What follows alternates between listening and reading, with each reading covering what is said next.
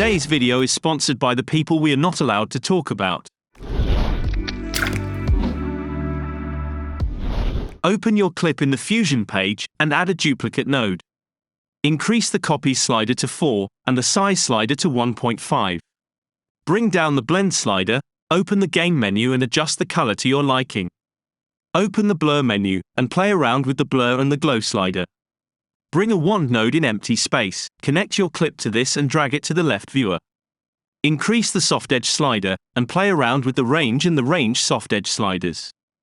Add a stop motion node after, and make sure that the wand node is connected to the yellow point of the stop motion.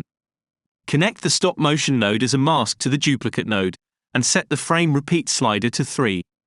Now that you have this incredible setup, you can go through the nodes and play around with the settings. This might not be the best effect in the world, but it is definitely a great way to waste your time.